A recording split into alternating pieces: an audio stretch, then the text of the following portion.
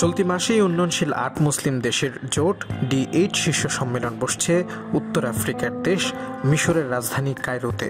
সম্মেলনে যোগ দেবেন বাংলাদেশের অন্তর্বর্তীকালীন সরকারের প্রধান উপদেষ্টা ডক্টর মোহাম্মদ ইউনূস। আর সেখানেই তিনি বৈঠকে বসতে পারেন পাকিস্তানের প্রধানমন্ত্রী শেহবাজ শরীফের সঙ্গে। সম্ভাব্য এই বৈঠকের বিষয়ে সবার নজর থাকবে বলেও উল্লেখ করা হচ্ছে।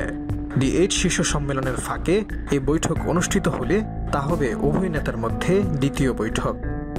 মঙ্গলবার এক প্রতিবেদনে এই তথ্য জানিয়েছে পাকিস্তানের সংবাদ মাধ্যম দ্য নিউজ ইন্টারন্যাশনাল।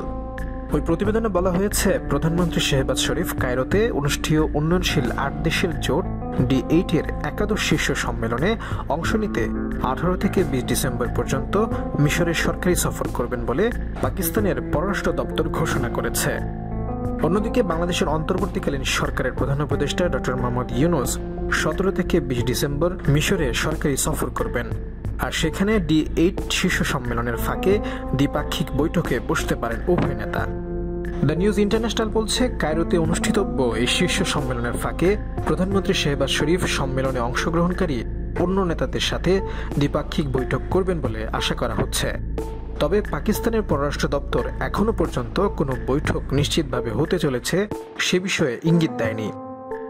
অবশ্য শেখ হাসিনা সরকারকে অপসারণের পর দ্বিপাক্ষিক সম্পর্কের উন্নতির প্রেক্ষাপটে প্রধানমন্ত্রী শেহবাজ এবং বাংলাদেশের অন্তর্বর্তী সরকার প্রধান ডক্টর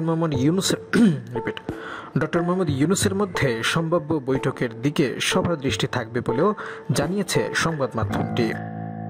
উভয় নেতা চলতি বছরের সেপ্টেম্বরে জাতিসংঘের সাধারণ পরিষদের সাইডলাইনে বৈঠক করেছিলেন এবং সেখানে দক্ষিণ এশিয়ার আঞ্চলিক সহযোগিতার প্রাথমিক প্ল্যাটফর্ম হিসেবে সার্কের পুনরুজ্জীবনের আহ্বান জানিয়েছিলেন ডক্টর মোহাম্মদ ইউনূস।